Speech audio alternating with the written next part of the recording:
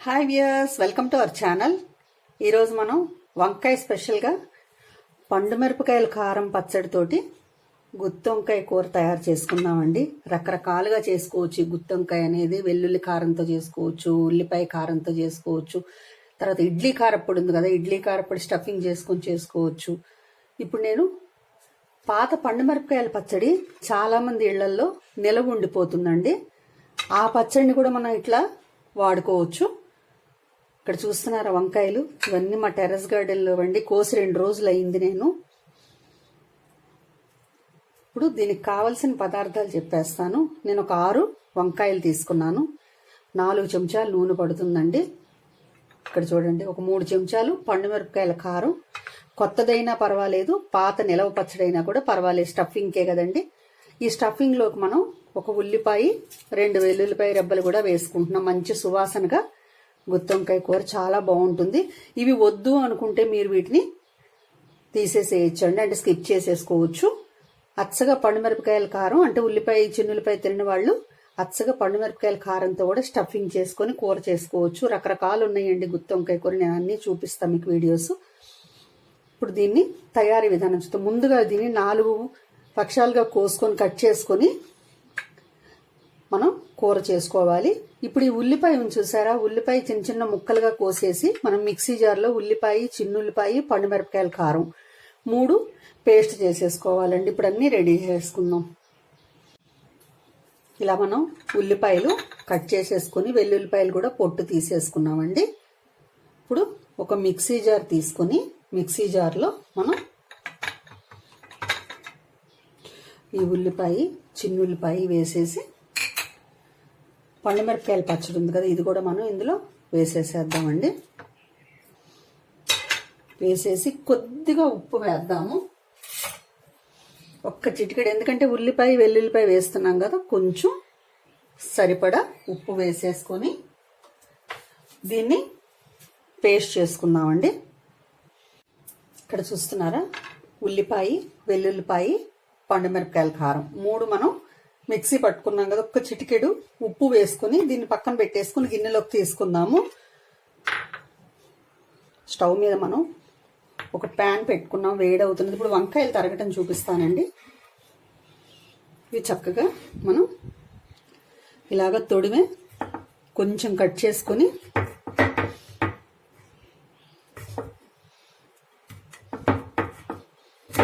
ఇలా తొడిమి కట్ చేసేసుకొని కాయని విచ్చుకోకుండా జాగ్రత్తగా కోసుకోవాలండి. చూసారా, ఇట్లా 4 పక్షాలుగా కాయల్ని కట్ చేసుకుందాము.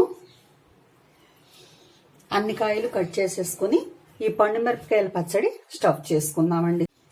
కాయలన్నీ మనం ఇట్లా తరుక్కున్నామండి. వెంటనే మనం పెట్టేసేసుకోవాలి, లేకపోతే కండ్ర వచ్చేస్తాయి కాయలు. ఇలాగా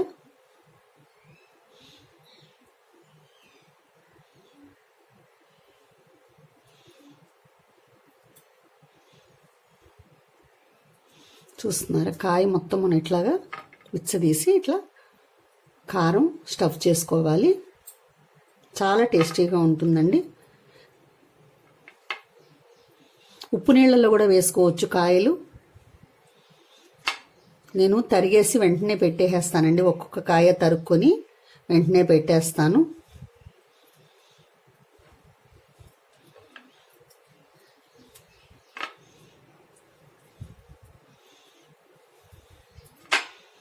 చాలా టేస్టీగా ఉంటుంది.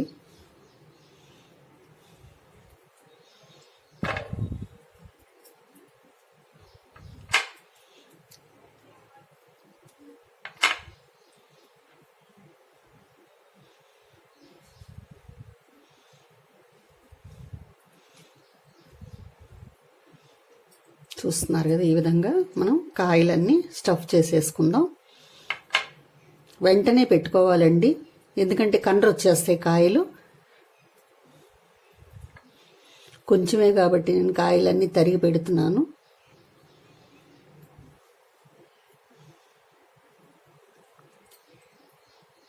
ఇలా రెడీ చేసేసుకొని మనం స్టవ్ ఆన్ చేసుకొని ప్యాన్ వేడి చేసుకొని నూనె వేసుకుని స్టవ్ ఆన్ చేసుకొని మనం ప్యాన్ వేడి చేసుకుందాము.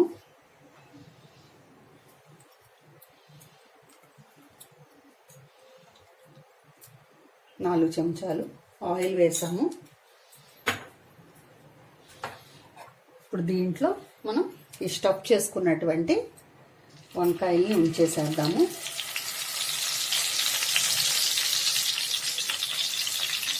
పాత పండుమిరపకాయ కారం ఉన్నా కూడా మీరు ఈ విధంగా చేసేసుకోవచ్చు అండి.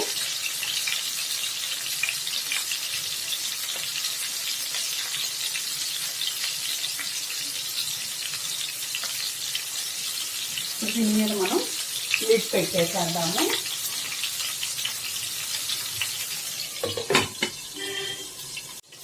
వంకాయలు మగ్గుతున్నాయండి. ఇవి లో ఫ్లేమ్లో మగ్గాలి. చూడండి, దీన్ని ఒక 5 నిమిషాలు మగ్గిన తర్వాత టర్న్ చేసుకుందామండి. రెండో వైపు తిప్పుకుందాం వంకాయల్ని. 5 నిమిషాలు అయిపోయింది. ఒకసారి మనం మూత తీసి చూద్దాం. చూస్తున్నారా, వంకాయలు చక్కగా మనకి మగ్గుతున్నాయి. ఇప్పుడు దీన్ని టర్న్ చేసుకున్నామండి.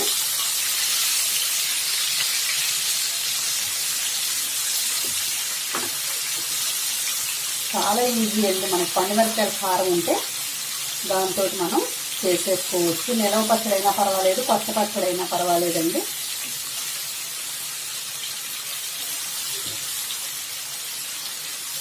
ఇలా అన్నీ మనం టర్న్ చేసేసుకొని కొంచెం మళ్ళీ 2 నిమిషాలు మూత పెట్టేసేద్దాము.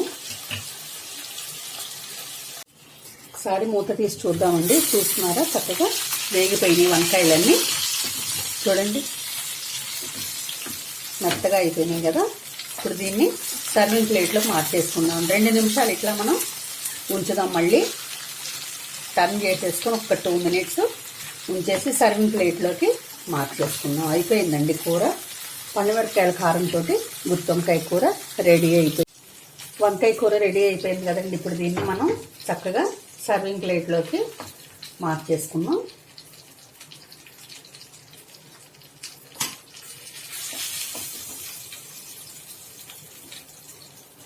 ఒక్కొక్క కాయని మనం జాగ్రత్తగా సర్వింగ్ ప్లేట్లోకి తీసేసుకుందాం. చూస్తున్నారా, వేడి వేడి అన్నంలోకి గుత్తి వంకాయ కూర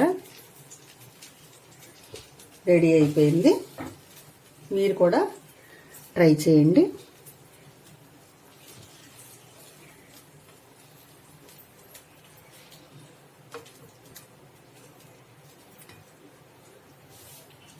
ఎంతో ఈజీగా 5 నిమిషాల్లో మనం దీన్ని తయారు చేసేసుకోవచ్చు. చూస్తున్నారు కదా, పండుమిరపకాయల కారంతో గుత్తి వంకాయ కూర రెడీ అయిపోయింది. మీరు కూడా తప్పకుండా ట్రై చేయండి. వేడి వేడి అన్నంలోకి పండుమిరపకాయల కారం గుత్తి వంకాయ కూర రెడీ అయిపోయింది. మీరు కూడా ట్రై చేయండి. మీకు కనుక ఈ వీడియో నచ్చినట్లయితే లైక్ చేయండి, షేర్ చేయండి, సబ్స్క్రైబ్ చేయండి. Thank you.